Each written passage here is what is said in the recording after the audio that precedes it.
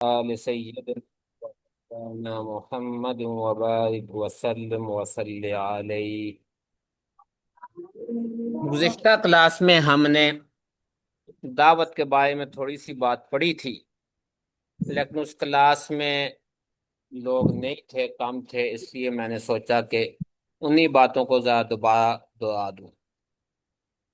دعوت الدعوہ عربی زبان کا لفظ ہے جو لغت میں بلانے، پکارنے کے معنی میں آتا ہے۔ جب آپ لغت میں لغوی معنی میں لفظ دعوت کو استعمال کرتے ہیں تو اس کا مطلب ہوتا ہے کہ کسی کو پکارنا، آواز دینا، طلب کرنا، کسی کام پہ ابھارنا وغیرہ، یہ سارے اس کے لغوی معنی آتے ہیں۔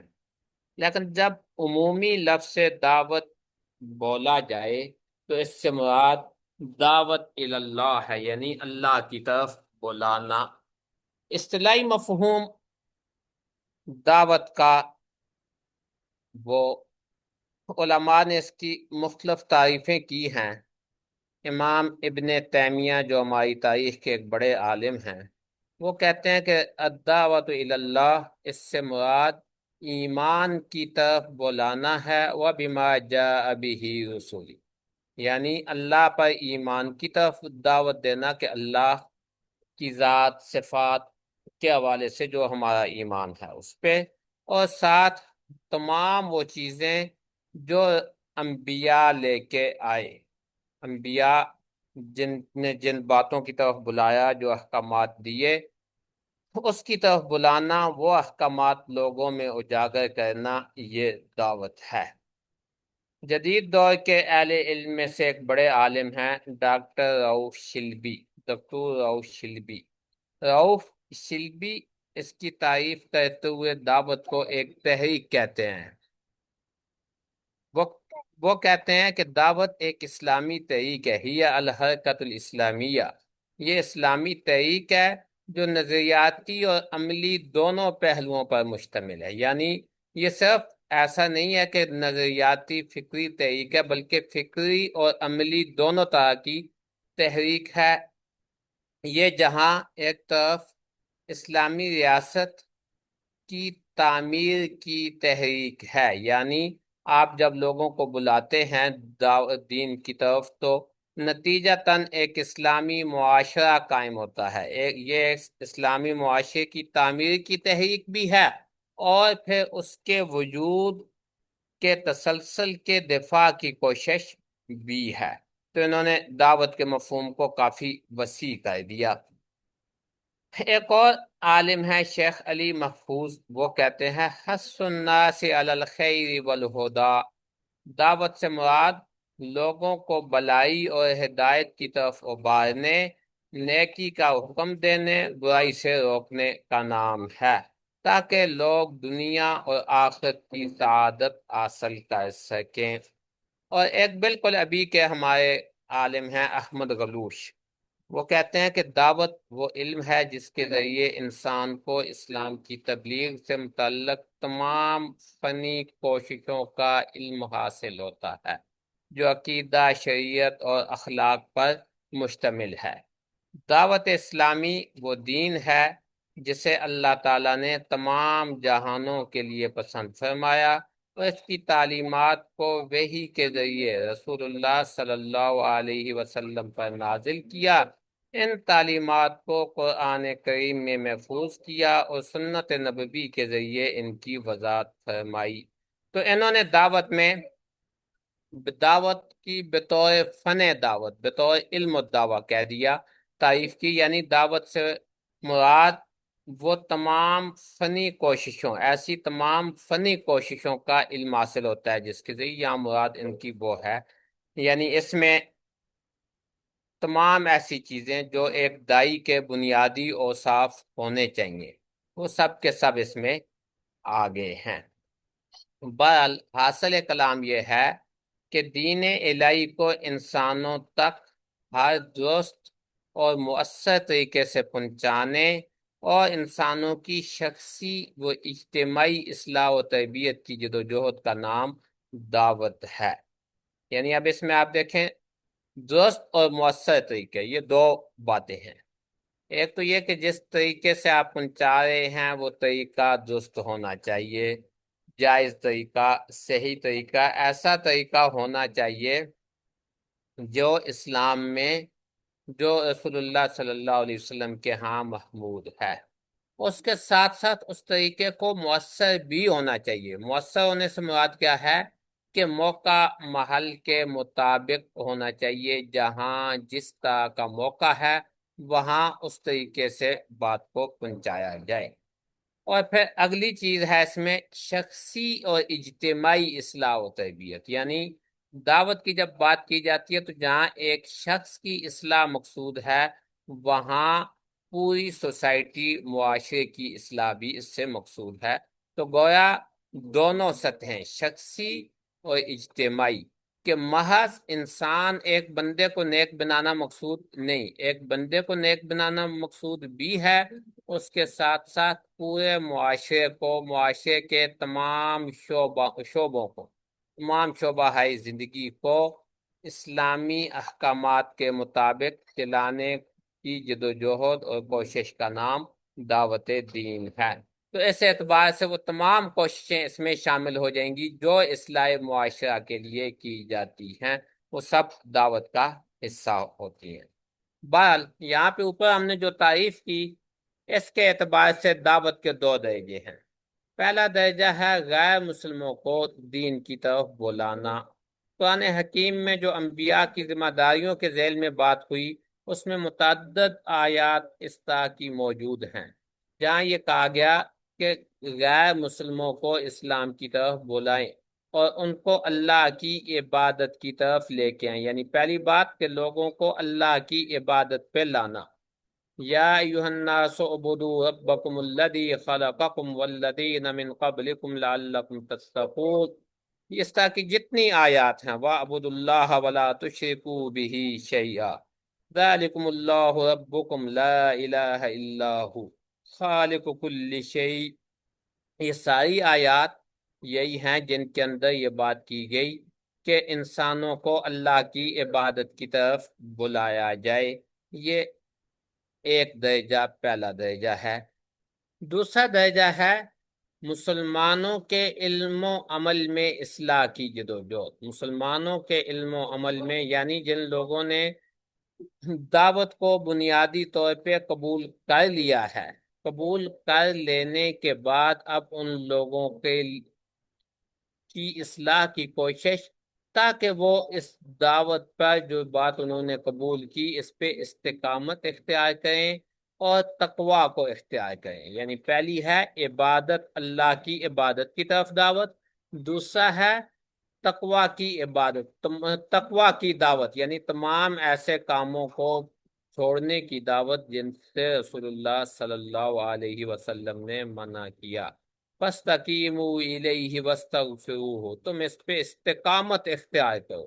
اب یہ جو استقامت ہے یہ ان لوگوں کے لیے ہے جنہوں نے دعوت کو قبول کر لیا ہے۔ اچھا، یہ تو دعوت کی تعریف، درجات ہوئے۔ دعوت کا حکم کیا ہے؟ تو دعوت کا حکم ہر مسلمان کو ہے، ادعو الی سبیل ربک بالحکمت والموعظۃ الحسنہ۔ تو ادعو امر کا صیغہ ہے جس میں سب کو یہ حکم ہے کہ اپنے رب کے راستے کی طرف بلاؤ۔ ضرورت اس کی کیا ہے؟ اس کی ضرورت پہ اگر غور کریں تو آپ دیکھیں کہ یہ انبیاء کرام کا فرض منصبی ہے۔ تمام انبیاء حضرت آدم علیہ السلام سے لے کے جناب رسول اللہ صلی اللہ علیہ وسلم تک جتنے بھی انبیاء آئے، ان کا یہ بنیادی فرض یہی تھا کہ وہ لوگوں کو اللہ کی طرف بلائیں۔ حضرت ابراہیم، وَإِبْرَاهِيمَ إِذْ قَالَ لِقَوْمِهِ اعْبُدُوا اللَّهَ وَاتَّقُوهُ ذَٰلِكُمْ خَيْرٌ لَّكُمْ إِن كُنتُمْ تَعْلَمُونَ۔ حضرت ابراہیم کی بھی یہی دعوت ہے، ان سے پہلے حضرت نوح کی بھی یہی دعوت ہے، اور ان کے بعد جتنے انبیاء آئے رسول اللہ تک، سب کی یہی دعوت ہے۔ رسول اللہ صلی اللہ علیہ وسلم کا بطور وصف کے یہ بیان ہوا کہ یا ایھا النبی انا ارسلناک شاہدا ومبشرا ونذیرا وداعیا الی اللہ باذنہ، یعنی اے رسول، ہم نے آپ کو اللہ کی طرف دائی بنا کے بھیجا۔ دائی آپ کا بنیادی وصف ہے اور آپ کی یہ بنیادی ذمہ داری ہے۔ پھر رسول اللہ صلی اللہ علیہ وسلم پہ جب نبوت ختم ہو گئی تو ختم نبوت کے صدقے یہ تمام امت کی ذمہ داری ہے، ساری امت پہ فائض ہے، سب کے لیے یہ ایک امانت ہے جسے انہوں نے آگے پہنچانا ہے۔ اور مسلمانوں کو جو خیر امت کا لقب ملا ہے، خیر امت کا لقب اسی وجہ سے ملا ہے کہ یہ دعوت کا کام کرتے ہیں۔ کہا کہ کنتم خیر امت اخرجت للناس تأمرون بالمعروف وتنہون عن المنکر، یعنی خیر امت ہو، اور خیر امت کیوں ہو؟ کیونکہ تم اچھائی کی طرف بلاتے ہو اور برائی سے روکتے ہو۔ اور دوسری بات، وَلْتَكُمْ مِنْكُمْ أُمَّةٌ يَدْعُونَ إِلَى الْخَيْرِ، بحیثیت مجموعی امت میں سے ایک گروہ ایسا لازمی ہونا چاہیے جو خیر کی طرف، اچھائی کی طرف دعوت دے۔ مولانا محمد الیاس جو ہمارے اس قریب زمانے میں مجدد تبلیغ ہیں، ان کا یہ قول ہے کہ خیر امت تبھی بنتی ہے جب وہ دعوت کا کام کرے، تبلیغ کا کام کرے گی تو خیر امت ہے۔ اگر یہ کام نہیں کرتی تو اس سے یہ مقام خیر امت کا، بہترین امت ہونے کا مقام چھن جاتا ہے۔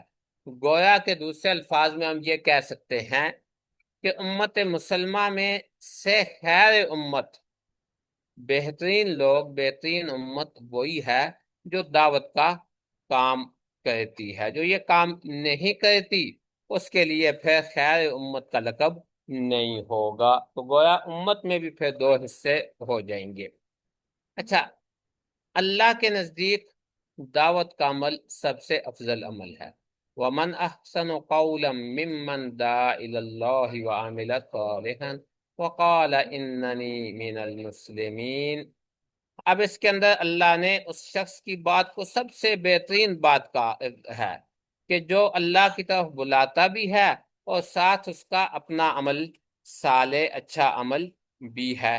رسول اللہ صلی اللہ علیہ وسلم نے کہا من دل علی خیر فلہ مثل اجر فاعلہ، یعنی جو بندہ اچھائی کی طرف بلا رہا ہے اس کو ویسا ہی اجر اور ثواب ملے گا جیسا کہ کام کرنے والے کا اجر و ثواب ہوگا۔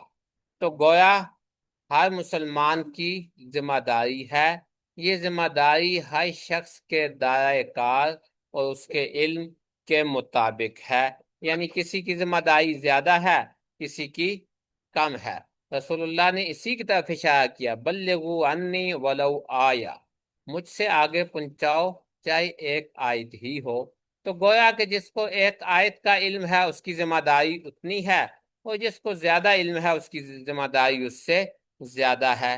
ایسے ہی کلکم رائن وکلکم مسئول عن رعیتہ، تو ہر شخص ذمہ دار ہے اور وہ اپنی ذمہ داری، اپنی رعیت کے بارے میں اس سے پوچھا جائے گا۔ آج علم دعوت کی عملی ضرورت کیوں ہے؟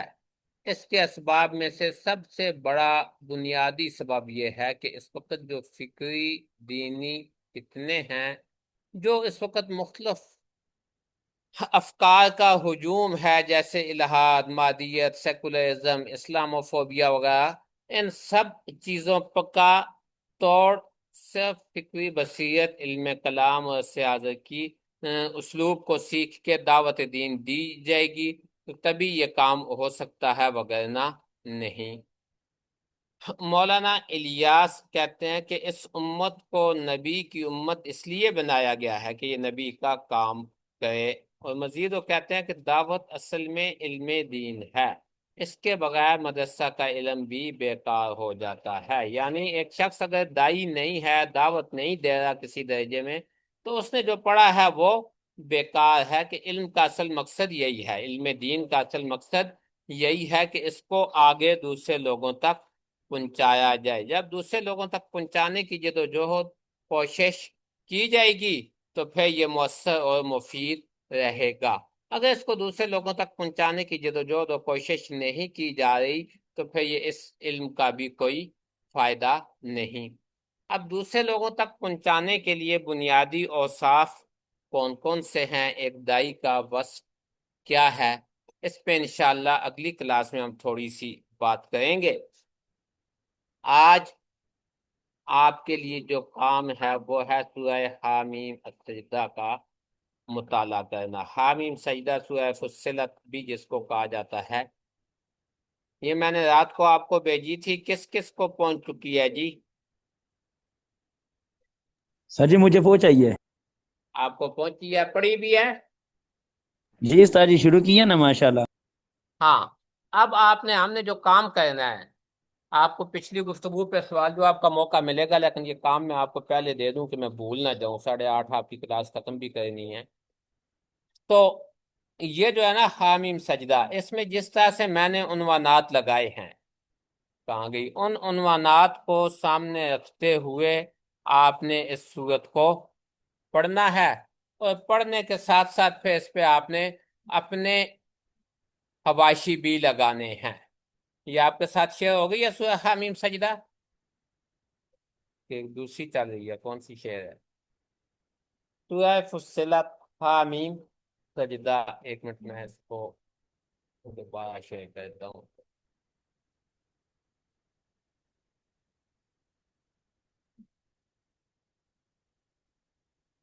ہاں جی، یہ آ گئی۔ اچھا، اس کو اب آپ دیکھیں، ابتدائی 5 آیات میں دعوت دین کی ہے کیا؟ دعوت کا تعارف ہے، قرآنً عربیًا لقوم یعلمون۔ تو ابتدا یہاں سے کتاب کا تعارف ہو رہا ہے کہ یہ کتاب، یہ دعوت ہے کیا؟ خوشخبری دینے والی، ڈرانے والی، بشیرً و نذیرً۔ اس کے بعد آگے پھر دائی کے ساتھ لوگوں کا رویہ کیا ہوتا ہے۔ لوگوں کو جب دعوت دی جاتی ہے تو اس کے جواب میں لوگ کیا کہتے ہیں؟ ایک تو یہ کہ فَأَعْرَضَ أَكْثَرُهُمْ، اکثر اس کے اعراض کرتے ہیں۔ اس سے اعراض کے ساتھ ساتھ آگے کیا ہے جی؟ وہ کہتے ہیں کہ ہمارے دل میں تو غلاف ہے، پردے میں ہے، ہمیں اس کی کوئی بات سمجھ نہیں آ رہی۔ ان 5 آیات میں دعوت کیا ہے اس کا تعارف، ساتھ ہی لوگوں کا جو رویہ ہے اس کو بیان کیا۔ اگلی آیات میں 6 اور 8 میں جواباً دائی کا رویہ کیا ہوتا ہے آپ وہ دیکھیں۔ سب سے پہلی بات دائی کا رویہ، دائی کیا ہے؟ دائی کہتا ہے کہ میں اپنی طرف تو میں نہیں بلا رہا، میں خود کوئی تمہارا بڑا بننا نہیں چاہ رہا، میں تمہیں کوئی اپنا مرید نہیں بنانا چاہ رہا، بلکہ میں تو تمہاری طرح کا ایک بشر ہوں، صرف وہی بات میں کہتا ہوں جس کا مجھے حکم ہے، اور مجھے جو حکم ہے کہ الہکم الہ واحد، میں اس ایک بات کی طرف تمہیں بلا رہا ہوں، اس ایک چیز کی طرف تمہیں میں دعوت دے رہا ہوں۔ تو یہ جو دائی کا رویہ، اچھا پھر دعوت کو قبول کرنے کے نتیجے میں قبول کرنے والوں کا کوئی انعام کیا ملتا ہے، نہ قبول کرنے والوں کا انجام کیا ہے، اگلے ساتھ ہی پھر 6 آیت کے اگلے حصے میں اور 7ویں 8ویں آیت میں یہ بات بیان ہوئی۔ پھر اس کے بعد دائی جب دعوت دے رہا ہے تو وہ صرف یوں نہیں کہا کہ تم اللہ کو مان لو، اللہ کو ماننے کے لیے ساتھ وہ دلائل دیتا ہے، اور قدرت باری تعالیٰ پہ دلائل دے رہا ہے، رب کا تعارف کروایا کہ رب ہے کون۔ قُلْ أَإِنَّكُمْ لَتَكْفُرُونَ بِالَّذِي خَلَقَ الْأَرْضَ فِي يَوْمَيْنِ وَجَعَلَ فِيهَا رَوَاسِيَ ثُمَّ اسْتَوَىٰ إِلَى السَّمَاءِ وَهِيَ دُخَانٌ۔ اب یہ سارے اگلی آیات میں 9، 10، 11 میں 12 میں تعارف کروایا جا رہا ہے کہ جس کی طرف تمہیں میں بلا رہا ہوں وہ کون ہے، رب کا تعارف، رب کی قدرت کے دلائل بیان ہو رہے ہیں، ساتھ ہی تاریخ سے دلیل بھی دی جا رہی ہے کہ تم سے پہلے، آیت نمبر 13 سے لے کے 18 تک، کہ تم سے پہلے کی جو قومیں تھیں انہوں نے جب دعوت کو قبول نہیں کیا تو ان کا انجام کیا ہوا۔ اس سے ذکر کر کے ایک بھرپور انداز سے لوگوں کو ساتھ ڈرایا بھی جا رہا ہے کہ ان کے اوپر کس طرح سے پتھر برسے اور کیسے وہ بالکل رسوا ہوئے، ذلیل ہوئے، اور ان کے مقابلے میں ایمان والے جو تھے ان کو اللہ نے کس طرح سے نجات دی، انہیں بچا لیا۔ پھر ساتھ اگلی آیات میں 19 سے 25 توجہ دلائی جا رہی ہے کہ روز قیامت کا منظر کیا ہوگا۔ اس وقت جو لوگ اس دعوت کو قبول نہیں کرتے ان کا انجام کیا ہوگا۔ تو اگلی آیات میں آیت نمبر 19 سے 25 تک کو آپ دیکھیں تو قیامت کا منظر، اور وہاں پہ پھر ان کی جو حالت ہوگی کہ انہی کے جسم گواہی بھی دیں گے، اور وہاں ان کو ان کی اپنی ہی گواہی کی بنیاد پہ آگ کا ایندھن بنایا جائے گا۔ اس کو بیان کیا آگے آیت نمبر 26 تا 29۔ دنیا میں یہ جو کفار ہیں ان کا آخرت میں وہ انجام اس لیے ہوگا کہ دنیا میں یہ قرآن کو نہیں سنتے تھے، اور لوگوں کو قرآن سننے سے منع کرتے، دعوت کو قبول کرنے سے روکتے تھے۔ نتیجتاً ان کا آخرت کا جو حساب کتاب ہے، ان کے ساتھ معاملات وہ زیادہ سخت ہو جائیں گے۔ اب جب دائی کے ساتھ یہ سارے معاملات پیش آ رہے ہیں کہ دائی کی دعوت کو قبول نہیں کیا جا رہا، اور اس کو آگے سے تا کے تانے دیے جا رہے ہیں، تو اب دائی کے لیے ایک فطری چیز ہے کہ ہو سکتا ہے کہ اس کے دل میں یہ خیال پیدا ہو کہ آخر یہ لوگ میری دعوت کو کیوں قبول نہیں کرتے، یہ لوگ کیوں مجھے یوں تانے طنز کرتے ہیں۔ تو اب اسے تسلی دی جا رہی ہے، اور استقامت اختیار کرنے والوں کے لیے بشارت ہے، ان الذین قالوا ربنا اللہ۔ اب یہ سب کے اندر اس پہ ان کو تسلی دی جا رہی ہے۔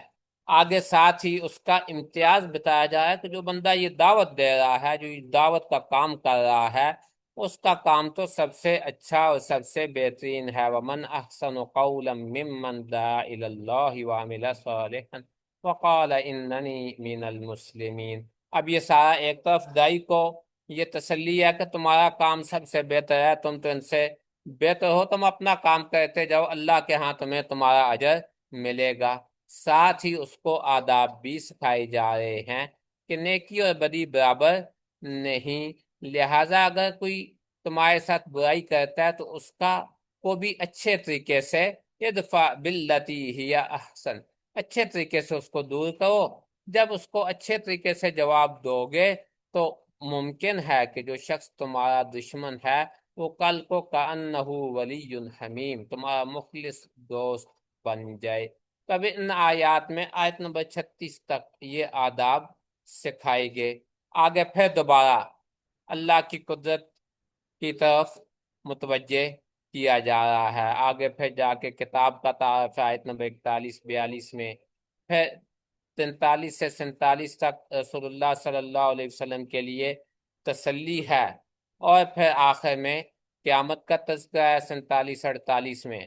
49 اور 50 میں عمومی یعنی دائی کو یہ یہاں پہ ہدایت دی جائے کہ انسانوں کا مزاج کیا ہے، اور انسان کس طرح سے اللہ کی مہربانی، اللہ ان پہ کیسے مہربانی کرتا ہے، انسان کس طرح سے جو ہے نا اچانک مایوس بھی ہو جاتے ہیں، نا امید بھی ہو جاتے ہیں، اور وہ جو انسانوں کا پورا رویہ ہوتا ہے کہ کوئی اچھائی ملتی ہے تو ایک دم اسے لیتے ہیں، اور 20 اچھائیوں کے مقابلے میں اگر کہیں تھوڑی سی تکلیف تنگی آ جائے تو ساری خوبیوں اچھائیوں کو بلا دیتے ہیں۔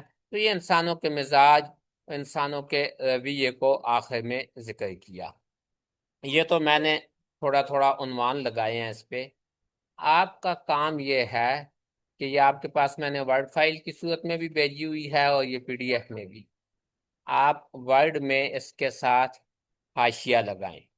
جو کچھ آپ پڑھتے ہیں ایک ایک پیرا، اس سے جو بات آپ کو سمجھ آتی ہے دعوت کے نقطہ نظر سے، ایک دائی کے حساب سے، اسے آپ پڑھیں اور ساتھ میں وہ حاشیہ لگائیں، اور ہر ایک اپنا اپنا حاشیہ لگا کر مجھے گروپ میں بھیجے گا، اور وہاں گروپ میں دیکھوں گا، تو پھر گروپ میں جب شیئر ہو جائے گا تو باقی لوگوں کو بھی سب کچھ سے فائدہ پہنچے گا۔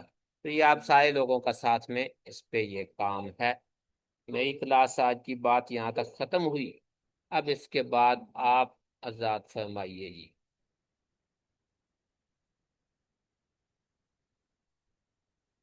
ہاں جی۔